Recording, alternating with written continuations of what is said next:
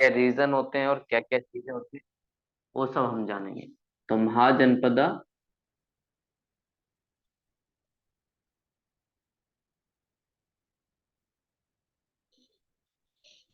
Period, इसका development, और कैसे हमारे देश में क्या क्या चीजें। देखिए, सबसे पहले हमने जाना था कि कैसे किसी भी सिविलाइजेशन का डेवलपमेंट होता है।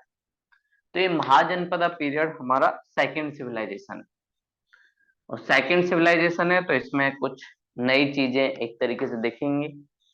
तो हमें कुछ फेज दिखाई देते हैं। सबसे पहले हमने ऋग वैदिक पीरियड या अर्ली वैदिक पीरियड में कुछ चीजें दिखी। कबीले में लोग रहते थे, ट्राइबल लोग थे, तो एक कबीला टाइप का था। इनके पास बेसिक चीजें थी, एनिमल फार्मिंग करते थे। और इस कबीले को ही कहते थे बाद में जन। जन का डेवलपमेंट हो गया, मतलब लोग साथ में रहने लगे। शहरी बस्तियां बनने से पहले गांव की बस्तियां बसने लगी। उसके बाद लेटर वैदिक पीरियड आया। और लेटर वैदिक पीरियड में थोड़ा सा और डेवलपमेंट हुआ। इनके पास एग्रीकल्चर है। साथ में हमें पता चला कि भाई एग्रीकल्चर के साथ साथ इन्हें आयरन भी मिल गया। तो यहां से जो गांव की जो बस्तियां थी, जो जन थी, वो जन और जन मिलकर जनपद बन गया। तो अब एक बड़ी यूनिट है। जन को आप एक डिस्ट्रिक्ट के रूप में देख सकते हो, जनपद उससे थोड़ा बड़ा यूनिट है, उसके रूप में आप देख सकते हो।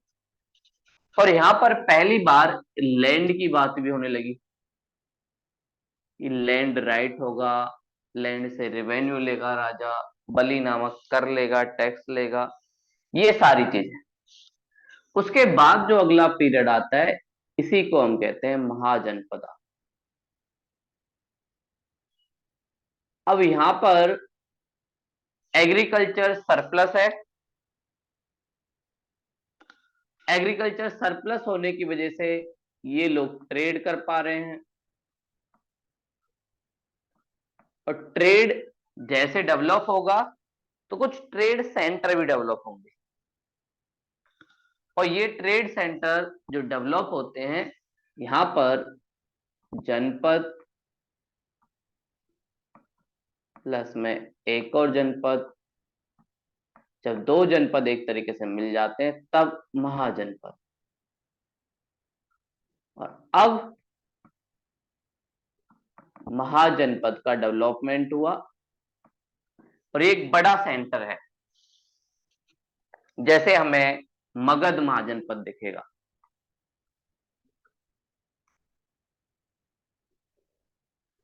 मगध महाजनपद, सूरसेन महाजनपद दिखेगा, अंग महाजनपद दिखेगा। ऐसे 16 महाजनपद या प्रोविंस इंडिया में दिखेंगे जहां पे अलग अलग किंगडम रूल करेंगे। तो ऐसे धीरे धीरे हमारी सोसाइटी में महाजनपद काल का डेवलपमेंट हुआ। तो ये अचानक नहीं आए, इन सब प्रोसेस का रिजल्ट था महाजनपद काल का डेवलपमेंट होना, जिसमें यूनिट धीरे धीरे बड़ी होती जा रही है। और इस महाजनपद काल को हम लोग रिवॉल्यूशन पीरियड कहते हैं। रिवॉल्यूशन पीरियड क्यों? क्योंकि इस टाइम कुछ चीजें ऐसी डेवलप हुई जो हमारी सोसाइटी के लिए काफी ज्यादा इंपॉर्टेंट थी। और इसके रिवॉल्यूशन होने का कारण आयरन। आयरन ने इसे वो ताकत दी जिससे यहाँ पर कुछ नया चेंज आ सके। रिवॉल्यूशन का मतलब ही है ड्रास्टिक चेंज आना, बड़े लेवल पे कुछ चीजें चेंज आना, तो वही रिवॉल्यूशन है। अब इनके पास आयरन है तो आयरन की कुल्हाड़ी बनेगी, आयरन का हल बनेगा, आयरन के वेपन बनेंगे। तो इससे इनके एग्रीकल्चर का एक्सपेंशन हुआ, ये लोग फॉरेस्ट काटे और एग्रीकल्चर के लिए ज्यादा एरिया इनके पास मिला, और वो भी फर्टाइल है। साथ में अगर इनके पास हल होगा तो ये भूमि की जो जुताई है वो ज्यादा गहरे तक कर पाएंगे, तो इसका मतलब इनकी जो फर्टिलिटी है वो भी बढ़ेगी। और जब इनके पास एग्रीकल्चर सरप्लस हुआ तो एग्रीकल्चर सरप्लस ने ही कुछ लोगों को मौका दिया कि वो ट्रेड में शामिल हो, और जब कुछ लोग ट्रेड में शामिल होंगे तो एक जंक्शन बनेंगे और शहरों का डेवलपमेंट होगा। फिर धीरे धीरे हमें कुछ फेमस शहर राजगिरी, पाटलिपुत्र, तक्षशिला, ये सब शहर दिखेंगे, और जब क्लस्टर ऑफ सिटी बनेगा तो इसका मतलब सिविलाइजेशन। तो इंडिया का सेकेंड सिविलाइजेशन कहां बना? महाजनपदा पीरियड। तो इंडिया का सेकेंड सिविलाइजेशन डेवलप होता है महाजनपदा पीरियड में। पहली सिविलाइजेशन हमने इंडस वैली सिविलाइजेशन देखी, और दूसरी सिविलाइजेशन हमें ये दिख रही है। लेकिन इन दोनों सिविलाइजेशन में कुछ डिफरेंस था, कुछ चीजें अलग थी। अगर हम डिफरेंस की बात करें, एक बार आपसे हो सकता है क्वेश्चन पूछा जाए कि इंडस वैली सिविलाइजेशन और जो मगध टाइम में हमने देखा, या फिर महाजनपदा सिविलाइजेशन, इन दोनों के बीच डिफरेंस क्या है? तो डिफरेंस में हमें कुछ चीजें कॉमन दिखती हैं। सबसे पहली बात कि भाई इंडस वैली सिविलाइजेशन का डेवलपमेंट कहां से हुआ? तो ये भाई सप्त सैंधव प्रदेश, सप्त सैंधव प्रदेश, इन्होंने बताया कि हम लोग इस एरिया से आए। तो हमें पता है कि भाई इंडस वैली के आसपास इनका डेवलपमेंट हुआ, वहीं से इनकी सारी चीजें चली।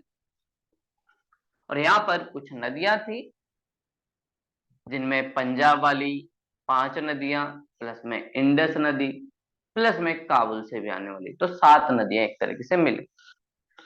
ये वाली जो सिविलाइजेशन है ये कहाँ होती है? गंगा वैली में, प्लेन वाले एरिया में।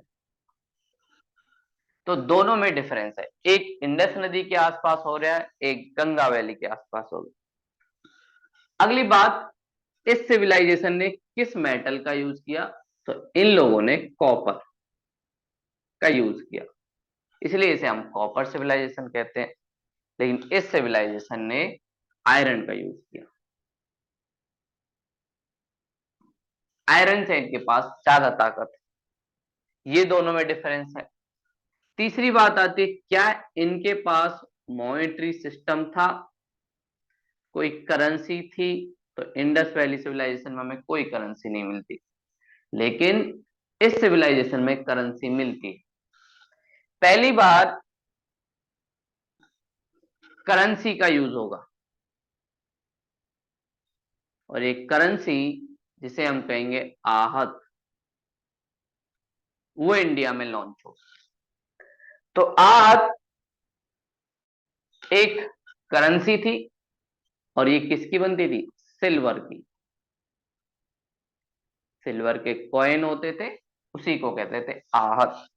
तो इस सिविलाइजेशन में ये सारी चीजें डेवलप, और दोनों सिविलाइजेशन में हमें कॉमन क्या दिखता है? एग्रीकल्चर का सरप्लस होना। किसी भी सिविलाइजेशन का डेवलपमेंट के लिए जरूरी है फूड में सफिशिएंट। तो दोनों सिविलाइजेशन में हमें एक कॉमन चीज दिखती है कि फूड में सफिशिएंट हुए तो धीरे धीरे। और एक और चीज, क्योंकि इस महाजनपदा सिविलाइजेशन के जो किंग हैं उनके पास ज्यादा पावर है, इसलिए पावर का सेंट्रलाइजेशन होगा। और इंडस वैली सिविलाइजेशन में हमने देखा कि ज्यादा पावर का सेंट्रलाइज नहीं था, पावर फिर भी डिवाइडेड थी। लेकिन अब लैंड की एक इंपॉर्टेंट रोल रहेगा, उसी बेस पे सारी चीजें डिसाइड होंगी। तो ऐसे महाजनपदा काल या रिवॉल्यूशन का काल जो सेकंड सिविलाइजेशन इंडिया का बना उसका डेवलपमेंट होता है। अब हम इसके कुछ इंपोर्टेंट फीचर्स जानेंगे कि इस सिविलाइजेशन में क्या क्या चीज। कई बार महाजनपदा पीरियड को बौद्ध पीरियड भी कह दिया जाता है। तो कई बार आपसे पूछा जाएगा महाजनपदा पीरियड की जगह नहीं बौद्ध पीरियड, ये क्या है। तो बौद्ध पूछे या महाजनपदा पूछे, दोनों एक तरीके से निकनेम है और दोनों का मतलब एक ही होता है। तो ये हमने एक बेस देखा कैसे सिविलाइजेशन का डेवलपमेंट हुआ, साथ में ये सिविलाइजेशन कैसे डिफरेंट थी हमारी फर्स्ट सिविलाइजेशन से। और इस सिविलाइजेशन का अब हम देखेंगे अलग अलग चीजें। एक करेंसी हमारे देश में आ चुकी है जिसका नाम है आहत। तो आहत करेंसी का इंट्रोडक्शन इंडिया में हो चुका है। अब इंडिया बार्टर सिस्टम से, जिसमें एक गुड्स केवल दे दूसरी गुड्स लेना है, उससे निकलकर करेंसी वाले सिस्टम में आ गया है जो इंडिया की प्रोग्रेस को दिखाता है। तो इसके कुछ इंपोर्टेंट पॉइंट या फीचर्स आप कह सकते हो जो इस सिविलाइजेशन में हमें दिखते हैं। पहली बार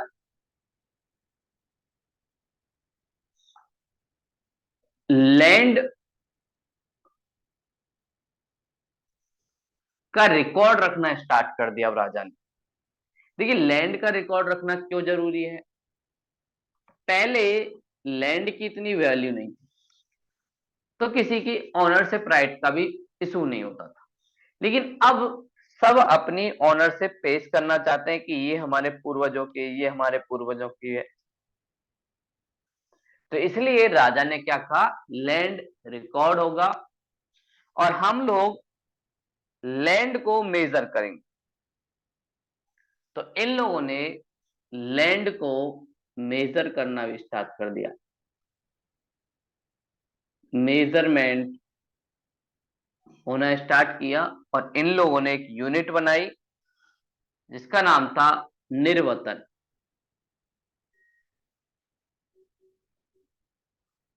निर्वतन एक यूनिट थी जिसके थ्रू लैंड को गिना गया। जैसे अभी हम यूनिट यूज करते हैं, बीघा है, सेंटीमीटर है, कितने फुट है। ऐसे इन लोगों ने पहली बार लैंड रिकॉर्ड रखने के लिए लैंड को मेजरमेंट करवाया और किसकी लैंड किसके पास है ये सारी चीजें भी करवाई। तो फर्स्ट टाइम ये सारी चीजें हुई कि फर्स्ट टाइम लैंड रिकॉर्ड। बहुत सारी चीजें ऐसी हैं जो इस टाइम फर्स्ट टाइम होंगी। सेकेंड चीज इनके यहाँ फर्स्ट टाइम और क्या होगी, इंपीरियल सील, मोहरे बनेंगी कि भैया मगध एम्पायर की सील ये है। साथ में राइटिंग सिस्टम, हमारे देश में स्क्रिप्ट, अशोक के बहुत सारे पिलर हमें दिखते हैं, इनका भी पहली बार डेवलपमेंट हुआ। फर्स्ट टाइम डेवलपमेंट हो रहा है इंडिया में राइटिंग स्किल का, साथ में इंपीरियल सील का। पहली बार राजा के पास इतना पैसा है कि अब उसे सिर्फ अपनी फैमिली से नहीं, फैमिली से अलग भी वो अपना एडमिनिस्ट्रेशन बना सकता है। तो पहली बार फर्स्ट टाइम राजा को मौका मिला है कि वो प्रॉपर वे में अपना एडमिनिस्ट्रेशन रख सकता है। तो ये सब क्यों हुआ है, क्योंकि उसके पास पैसा है। तो इंडिया में पहली बार एक इंडिपेंडेंट एडमिनिस्ट्रेशन होगा और इस एडमिनिस्ट्रेशन में ब्लड से अलग, पहले क्या होता था राजा की फैमिली के जितने लोग होते थे वो एक तरीके से उसके एडमिनिस्ट्रेशन का हिस्सा थे, लेकिन अदर देन ब्लड, ब्लड से भी दूर, राजा बोलेगा भैया जो जो मेरी उसमें काम करेगा इतना पेमेंट मिलेगा, ये कंडीशन है, ऐसी कंडीशन अगर आप पूरी करते हो तो आप मेरा हिस्सा बन सकते हो। साथ में राजा के पास अब परमानेंट सोल्जर भी हैं। राजा एक्सपेंशन करना चाहता है, एक्सपेंशन के लिए परमानेंट सोल्जर चाहिए, आर्मी चाहिए। तो ये सारी चीजें भी पहली बार इंडिया में दिखेंगी। First civilization, Indus valley civilization, उन्होंने देखा कि वो लोग पीसफुल थे, आर्मी नहीं थी, वेपन नहीं था। लेकिन ये वाली सिविलाइजेशन में आपको पीसफुल नहीं, यहाँ पर सारी चीजें एक तेज दिखेंगी। और इसी टाइम जैसे जैसे इंडिया के पास पैसा बढ़ा, रिसोर्स बढ़ा, तो इंडिया के ऊपर अटैक भी होने लगा। तो फर्स्ट फॉरेन अटैक भी इस टाइम इंडिया पे हुआ।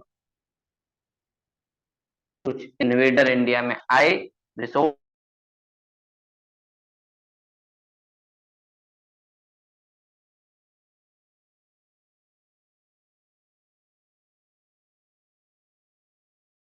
पहले ईरान वाले लोग करते हैं,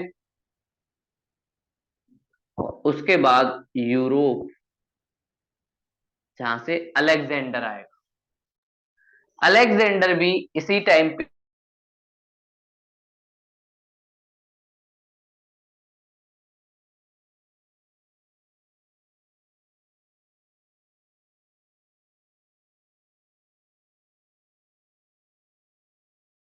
ना भी पहली बार सीख रहे हैं। हमारे देश में राइस होता था, लेकिन राइस के सीड डाले जाते थे। लेकिन अब एक नई टेक्निक आई कि भैया हर राइस का जो पेड़ है वो उगता तो है नहीं, तो क्यों ना उसकी नर्सरी बनाई जाए। पहले नर्सरी बना के उसको एक जगह रखा जाए, फिर उस प्लांट को, जिसे हम पौध कहते हैं, दूसरी जगह लगाया जाए। तो राइस की प्लांटेशन का जो सिस्टम है वो इंडिया में पहली बार आया, कि प्लांटेशन के थ्रू भी आप लोग एग्रीकल्चर कर सकते हो, सिर्फ बीज डालना जरूरी नहीं। तो ये सारी चीजें भी आई। और जब राइस का प्रोडक्शन बढ़ा, राइस का प्रोडक्शन बढ़ा, तो लोगों को फूड मिला। तो जब लोगों को फूड बना, खाना ठीक ठाक मिलेगा, तो कहीं ना कहीं जो फीमेल है उसकी रिप्रोड्यूस करने की ताकत बढ़ी। मान लीजिए पहले इसके 2 से 3 बच्चे होते थे, उनमें से एक आध भूख से मर जाता था, लेकिन अब फीमेल के 4 से 5 बच्चे हो रहे हैं, और साथ में उसकी भूख से भी मरने की पॉसिबिलिटी बहुत कम है। तो इससे क्या हुआ, इंडिया में पॉपुलेशन भी बढ़ी, खाना मिल रहा है, ना कोई बच्चा खाने की वजह से मर रहा है, साथ में कुछ हेल्थ की फैसिलिटी भी मिलेंगी। तो इंडिया में पहली बार ऐसा हुआ कि भाई पॉपुलेशन काफी ज्यादा इंक्रीज हुई। तो इंडिया की पॉपुलेशन भी इस टाइम इंक्रीज हो रही, और इस पॉपुलेशन का फायदा होगा काफी ज्यादा। खासकर मगध एम्पायर के पास पॉपुलेशन ज्यादा है। इस पॉपुलेशन का यूज किया जाएगा as a soldier, as a labour, as a educator. तो हर जगह ये पॉपुलेशन काम आएगी मगध एम्पायर। तो पॉपुलेशन होना भी इनके लिए काफी ज्यादा फायदे की चीज था, और ये का अपहरण था। और मगध एम्पायर कहाँ था, यूपी, ईस्टर्न यूपी, साथ में बिहार, झारखंड, वेस्ट बंगाल। और ये वाला एरिया अभी भी हम देखें तो काफी ज्यादा पॉपुलेशन वाला है। बिहार में बहुत सारी लोग रहते हैं, वेस्ट बंगाल में भी काफी ज्यादा पॉपुलेशन है, यूपी में भी काफी ज्यादा है। तो ये इंडिया के कुछ ऐसे एरिया हैं जहाँ पे काफी ज्यादा पॉपुलेशन है। उसका रीजन फूड आसानी से मिलता है इनको। फूड कैसे आसानी से मिलता है, गंगा वैली है, कुछ भी डालोगे तो फूड अच्छा हो जाएगा, खाने की प्रॉब्लम नहीं है। जब खाने की प्रॉब्लम नहीं होगी, किसी की डेथ भुखमरी से तो नहीं होगी कि भैया उसको फूड नहीं मिला इसलिए डेथ हो गई। और इस टाइम 16 महाजनपद हुए, और इसके बारे में हमें किसने बताया, बौद्ध जो टेक्स्ट थे उन्होंने ये सारी चीजें बताई। बौद्ध रिलीजन की एक टेक्स्ट है अगुंतर निकाय। तो उस अगुंतर निकाय में बोला गया है कि इस टाइम 16 महाजनपदा या 16 किंगडम डेवलप हुई। तो बौद्ध रिलीजन से रिलेटेड अगुंतर निकाय, ये हमें एक चीज से बचाती है कि भाई कैसे एक तरीके से होते हैं। ऐसे ही जैन जो टेक्स्ट है वो भी हमें बताती है। जैन टेक्स्ट है भगवती सूत्र। तो भगवती सूत्र में भी हमें बताया गया है, और जब हम लोग हिस्ट्री की शुरुआत कर रहे थे तो हम बोल रहे थे कि भाई कुछ रिलीजियस टेक्स्ट होते हैं।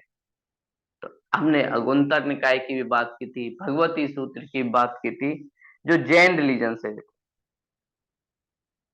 और ये लोग बताते हैं इन 16 में से 12 जो महाजनपद हैं, 15 जो महाजनपद हैं, वो नॉर्दर्न इंडिया में है,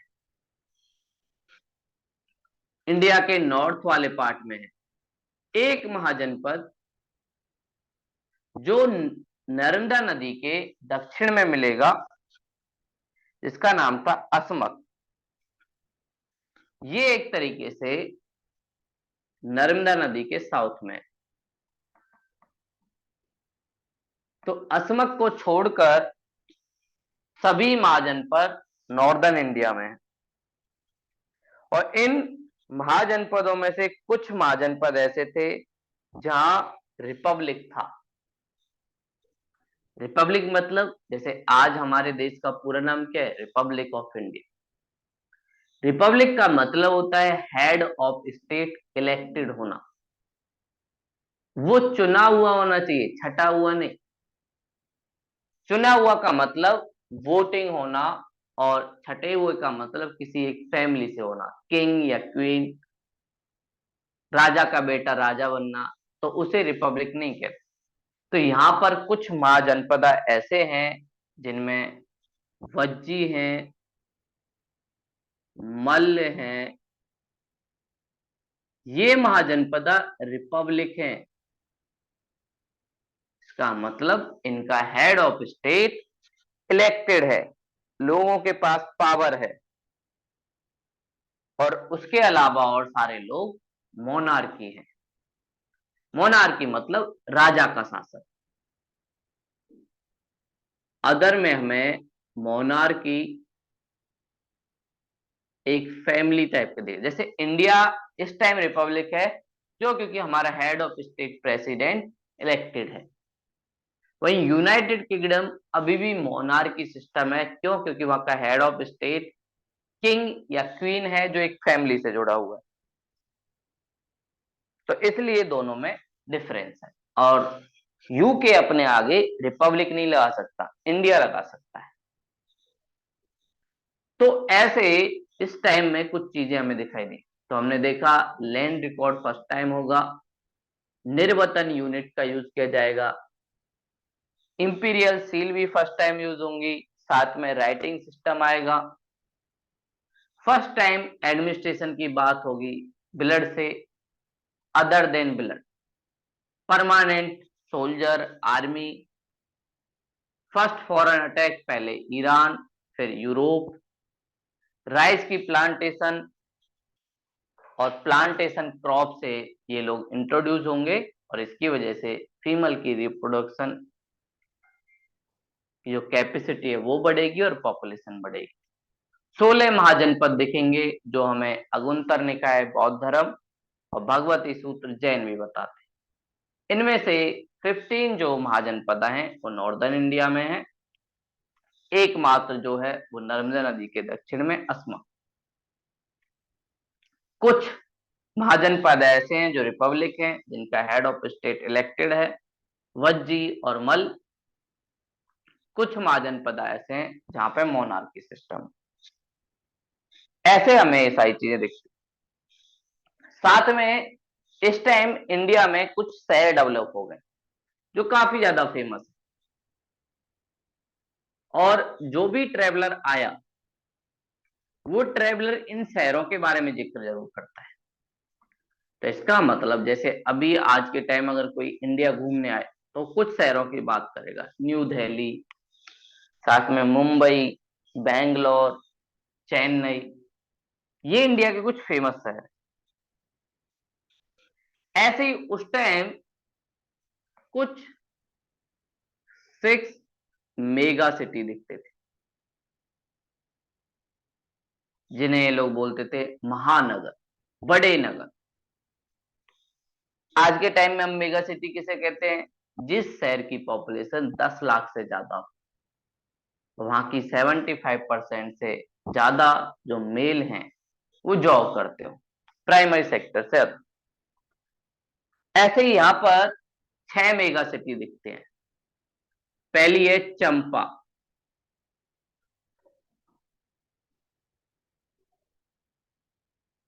चंपा एक शहर था, क्रिस्टो में आपने सुना भी होगा, चंपा चंपा, वही वाला चंपा इधर भी था। तो एक चंपा शहर काफी ज्यादा फेमस हुआ। उसके बाद राजगिरी, जो मगध एम्पायर की राजधानी थी, राजगिरी, ये एक शहर डेवलप हुआ। अगला था श्रावस्ती।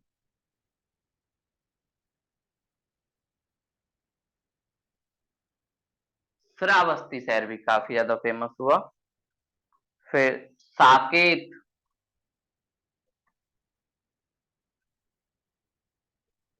जो कृष्ण जी के नाम पे एक तरीके से बसाया गया था, उनका एक नाम है साकेत।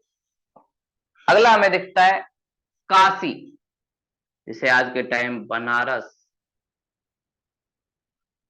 काशी काफी एंशियंट शहर है इंडिया का, माना जाता है शिव की नगरी है, शिव जी ने बसाया। अगला था कौशाम्बी। तो ये 6 शहर काफी ज्यादा फेमस थे। कई बार आपसे इन शहरों का नाम दिया जाएगा और बोले जाएगा कि बताइए इन शहरों में क्या कॉमन है। ये एंशियंट हिस्ट्री के शहर थे, मिडेवल टाइम में डेवलप शहर थे, या महाजनपदा पीरियड में डेवलप शहर थे, ऐसे आपसे पूछे। तो चंपा, राजगिरी, श्रावस्ती, साकेत, काशी, कोसाम्बी, ये कुछ फेमस शहर थे जो इस टाइम डेवलप हुए। और मगध ने इन सब महाजनपदा को जीता और अपना एम्पायर बनाया और मौर्य एम्पायर का डेवलपमेंट हुआ। तो मगध 15 महाजनपदा को जीतेगा। और मगध ये सब कैसे कर पाया? क्या और किसी के पास पावर नहीं थी? मगध के पास जो रिसोर्स थे वो और किसी महाजनपदा के पास नहीं थे।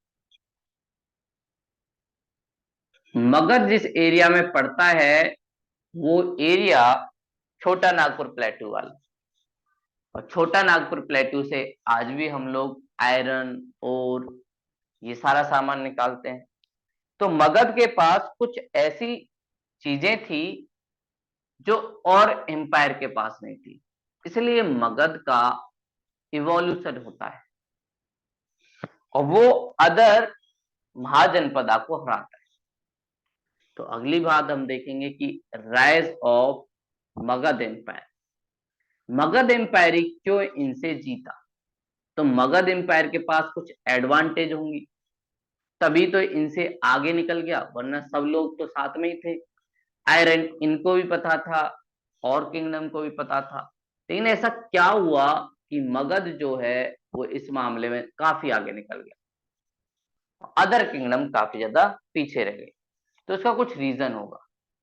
तो मगध महाजनपदा के पास कुछ एडवांटेज थी जो एडवांटेज और किसी के पास नहीं थी। तो इसलिए हम करेंगे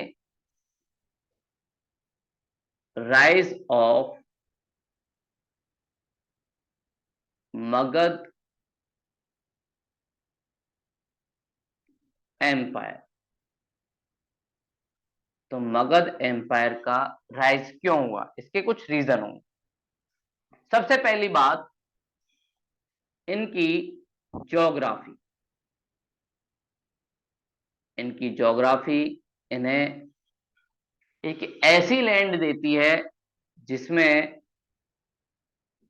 आयरन है, कोल है, साथ में फूड है। क्यों? क्योंकि गंगा रिवर के आसपास है। तो आयरन और कोल को निकालने के लिए इंसान भी तो चाहिए ना, जिनके पास खाना हो। तो इनके पास फूड भी है, agriculture surplus.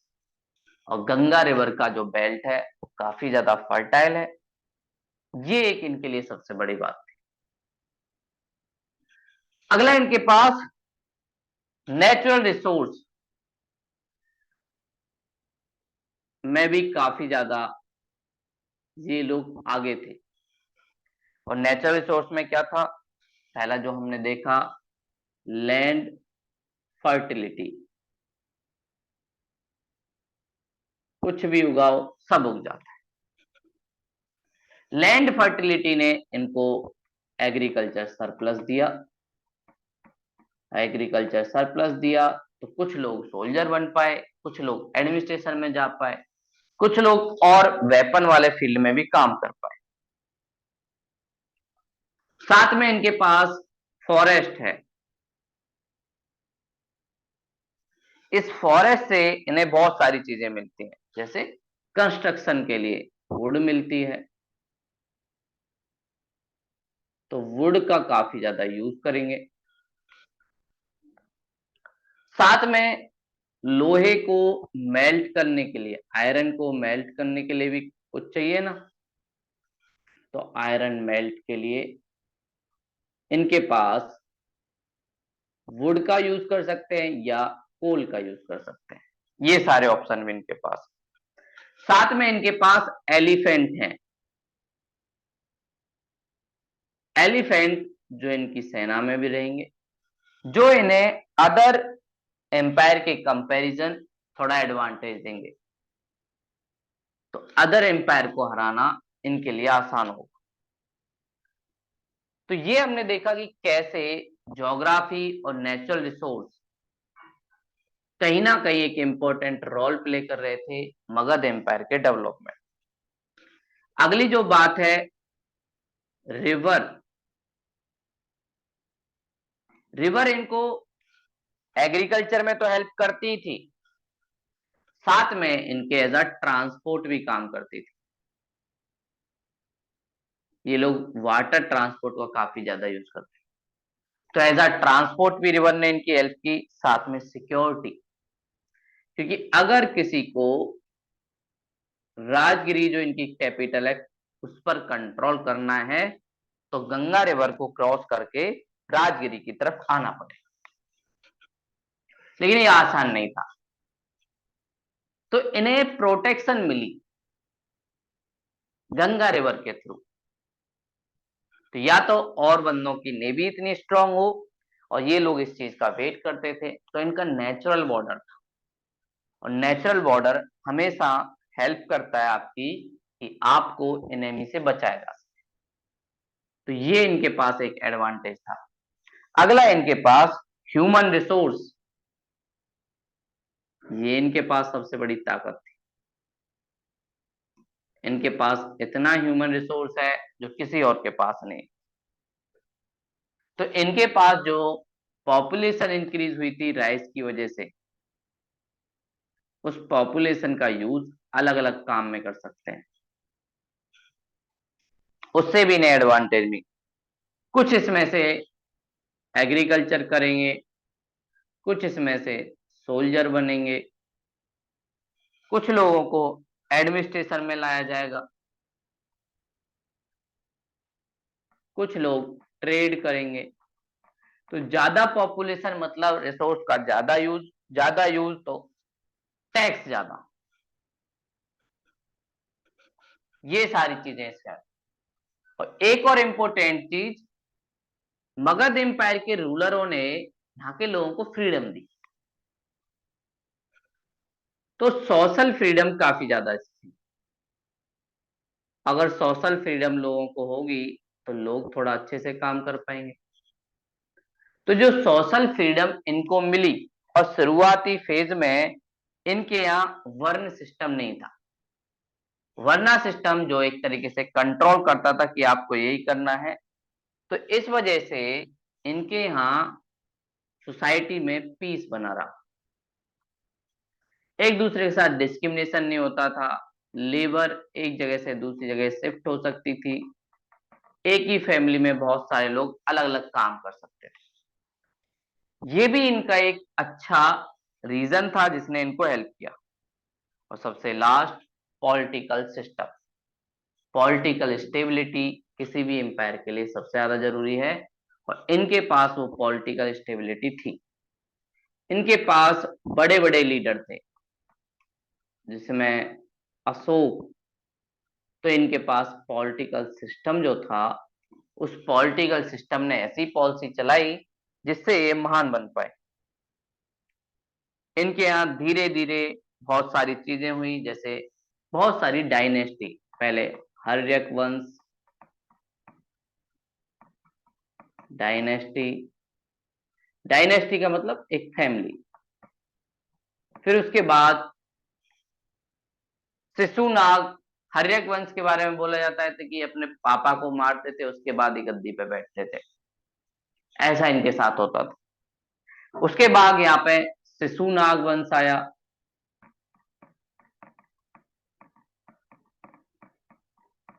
Shishunaga dynasty. Shishunaga के बाद यहाँ पे नंद आया।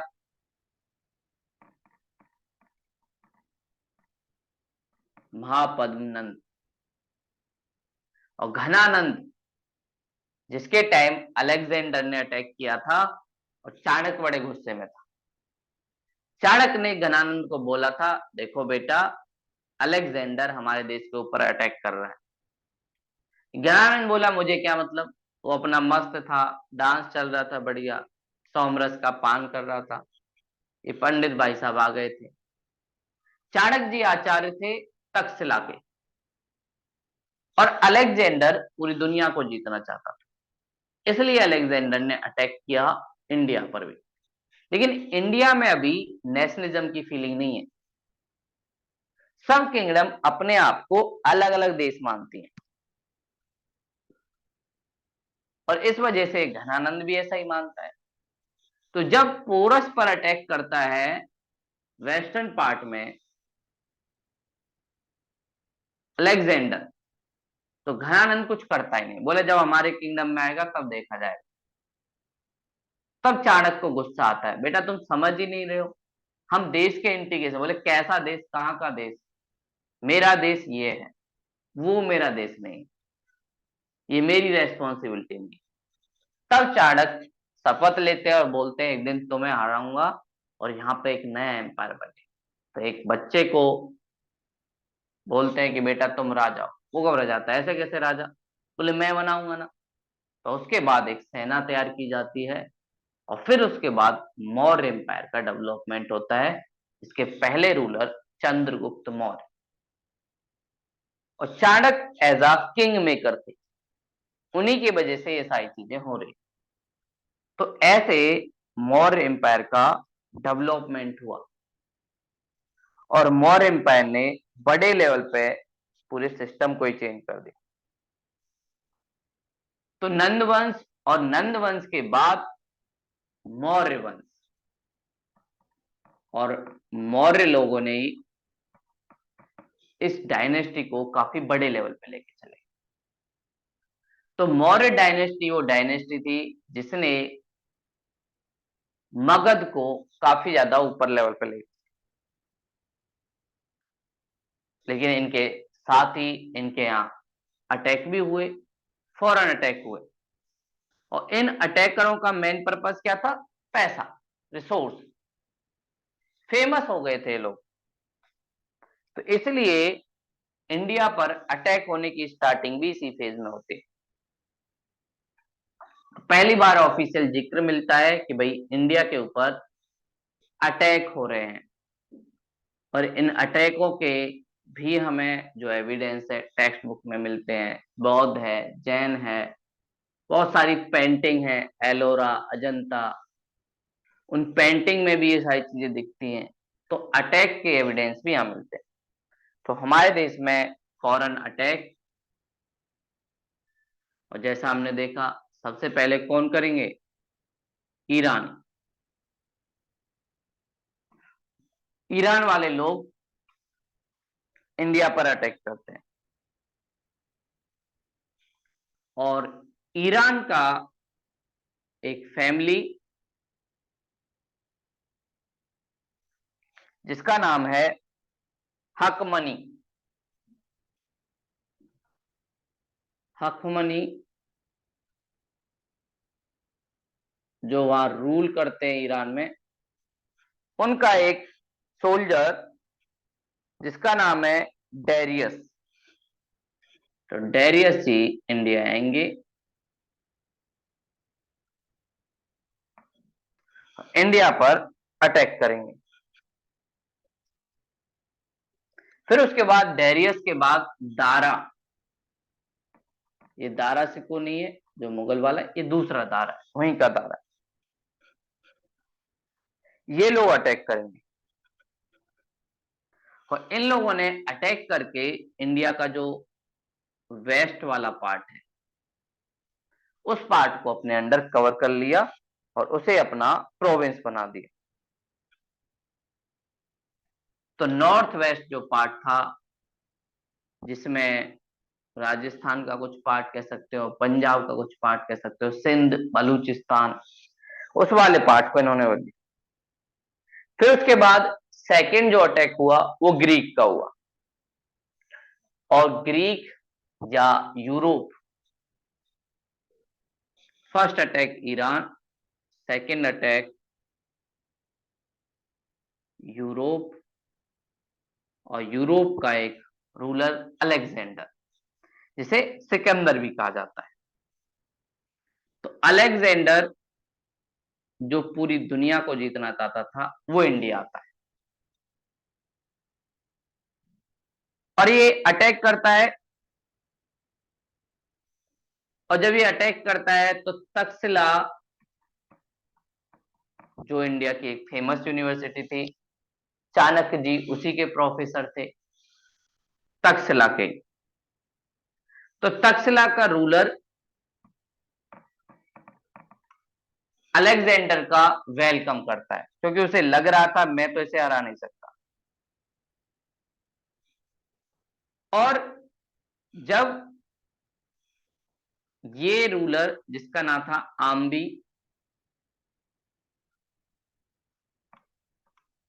आम्बी इसका वेलकम करता है, तो अलेक्जेंडर बोलता है बढ़िया बात है, आपने तो बिना युद्ध लड़े ही हम लोगों को जिता दिया। लेकिन उसके बाद अलेक्जेंडर अगली जो किंगडम है उस पर अटैक करता है, जिसका नाम था अस्वक। अस्वक में आसानी से जीत नहीं मिलती अलेक्जेंडर को, वहां पे लोग लड़ते हैं, और जब मेल को मार देता है अलेक्जेंडर तो उसके बाद फीमेल भी लड़ती है। तो ऐसा माना जाता है वहां पर अलेक्जेंडर ने मेलों की डेथ के बाद फीमेल को भी मारा,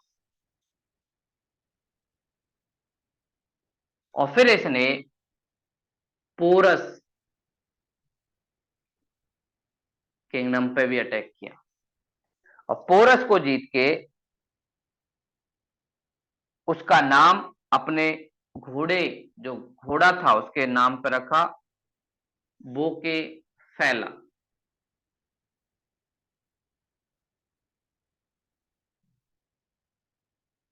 ऐसे इन्होंने नाम रखा।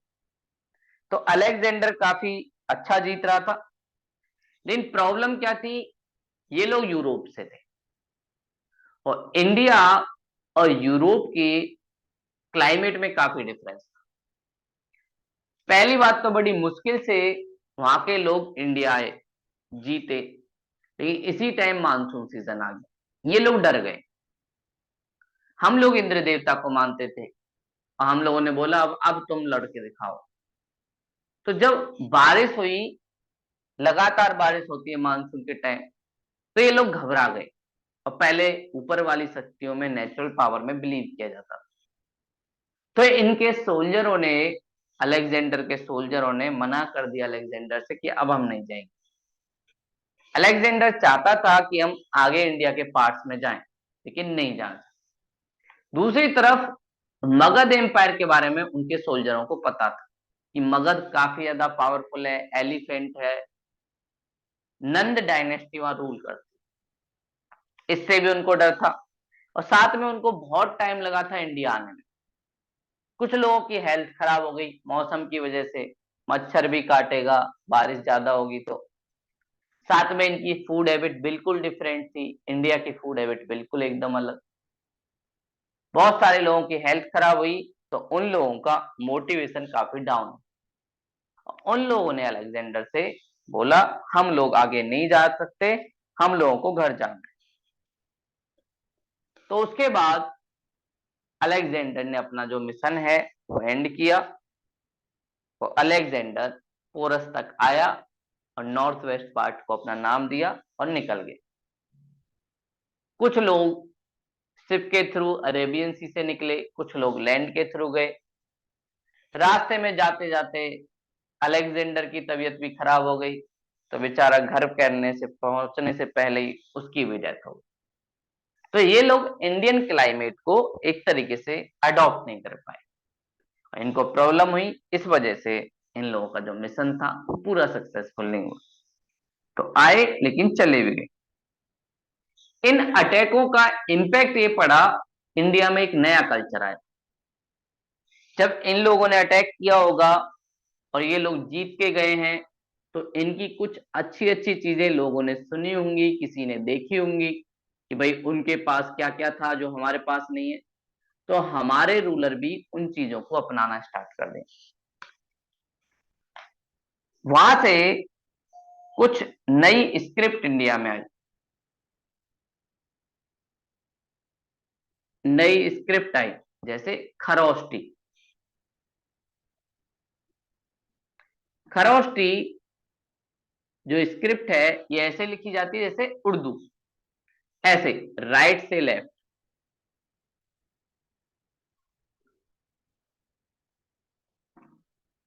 और ये ईरान से आई। खरोष्टी के साथ साथ इंडिया में अरमाइक,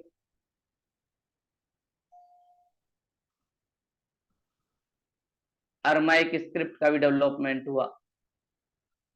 ये एक नई स्क्रिप्ट भी इंडिया में आई। साथ ही हम लोग भी स्टोन पर राइटिंग लिखने लगे, क्योंकि ईरान के लोग काफी ज्यादा लिखते थे स्टोन पर, पत्थरों पर। और साथ में हमारे राजा ने बॉडीगार्ड, गार्ड रखने स्टार्ट कर दिए। क्यों? क्योंकि ईरान का राजा बॉडीगार्ड रखता। तो ये सारी चीजें हमारे देश में आई इन लोगों के आने से। और साथ में वो लोग कॉइन निकालते थे, तो हम लोगों ने भी कॉइन निकाल दिया, और हमारे देश में एक कॉइन निकला, आहत, जो सिल्वर का था। तो इंडिया में सिल्वर कॉइन भी कहीं ना कहीं इस अटैक के बाद ही फेमस हुए। तो ऐसे हम लोग नए तरीके से नई चीजों को जानने लगे, और इसीलिए इसको कहा जाता है रिवॉल्यूशनरी पीरियड। इंडियन कल्चर में नए कल्चर का इंट्रैक्शन हुआ, वहां से हमने बहुत सारी चीजें सीखी। और यहीं से बोला जाता है कि ईरान से ही सीख के हमारे जो अशोक ने, उन्होंने पिलर लिखवाना स्टार्ट किया। और कहीं ना कहीं वो सारी चीजें उन्होंने वहीं से ली। और जो हमारा नेशनल एम्बलम भी है, सारनाथ का पिलर, जहाँ पे 4 शेर पीसफुल, उसमें मोदी गवर्नमेंट में थोड़ा जूम करवा दिया पार्लियामेंट के आगे, तो शेर घूरने लग गए। इस वजह से कई बार ऑब्जेक्शन भी उठा। ये बोला जाता है कि इंडिया के शेर पीसफुल हैं। शेर होना ये दिखाता है कि हमारे पास एनर्जी है, पीसफुल होना ये दिखाता है किसी पर हम अटैक नहीं करते, हम लोग पीसफुल लोग हैं। लेकिन अगर कोई हमारे ऊपर अटैक करेगा तब हम उनको छोड़ेंगे। ये हमारा एक क्या है, तरीका है। तो उसी चीज को ये सारे सिंबल एक तरीके से दिखाते हैं। तो ये सारी चीजें एक तरफ डेवलप हुई, दूसरी तरफ इंडिया में रिलीजन, बौद्ध और जैन रिलीजन का डेवलपमेंट हुआ, लोगों की इकोनॉमिक कंडीशन इंप्रूव हुई, लोगों ने भी रिफॉर्म की बात की। तो हर सोसाइटी में कुछ रिफॉर्म आते हैं टाइम के अकॉर्डिंग, और वो रिफॉर्म जैसे लोग चाहते हैं उस हिसाब से आते हैं। तो इंडियन लोगों की डिमांड थी कि ब्राह्मण रिलीजन बहुत हो गया, हमें टॉर्चर करता है और हम इस रिलीजन को ज्यादा दिन तक नहीं सहें। तो उसी के बेस पे ये सारी चीजें चलती। तो ये हमारा महाजनपदा काल का कुछ इंट्रोडक्शन आप कह सकते हो। आगे हम बौद्ध और जैन धर्म ये देखेंगे, और फिर गौतम बुद्ध जी और उनकी जो समिट हुए उन सब के बारे में जानेंगे। ये सब हमारे महाजनपदा पीरियड या बौद्ध पीरियड का हिस्सा है, जहां पर दो रिलीजन का ओरिजिन होगा, और हर बार बौद्ध या जैन में से एक क्वेश्चन जरूर पूछा जाता है, भाई बौद्ध रिलीजन में क्या था, जैन रिलीजन में क्या था। साथ में मगध के डेवलपमेंट, अगर पूछा जाए महाजनपदा के डेवलपमेंट का रीजन सबसे बड़ा क्या है, तो आयरन। आयरन से ही सारी चीजें जुड़ी हुई, चाहे उनकी पॉलिटिकल पावर हो, सोशल पावर हो, सबका बेस क्या है, आयरन। तो आयरन था, इसलिए इसका डेवलपमेंट हुआ। बौद्ध या जैन धर्म के डेवलपमेंट का रीजन क्या, आयरन। अगर पैसा नहीं होता तो लोगों के पास इकोनॉमिक स्ट्रेंथ नहीं आती, और इकोनॉमिक स्ट्रेंथ नहीं आती तो सोशल रिफॉर्म की कोई बात ही नहीं करती। तो उनका भी ओरिजिन कहीं ना कहीं उसी से जुड़ा हुआ है। तो ये आज की क्लास थी। कोई डाउट हो तो आप पूछ सकते हो। सृष्टि जी ने आंसर लिख के दे दिया है, और नेहा जी ने भी। सृष्टि जी आपका आज चेक होके मिल जाएगा। नेहा जी का चेक होके मिल चुका है। नेहा जी मिल चुका है ना आपको? Yes sir. चलिए, तो सृष्टि जी को मिल जाएगा। नेहा जी बस वो जो मैंने सजेशन दिए थे उन चीजों को और इंक्लूड करना, वैसे आपने अच्छा लिखा था। ठीक है, ओके सर। चलिए तो मिलते हैं कल की क्लास में। Thank you sir.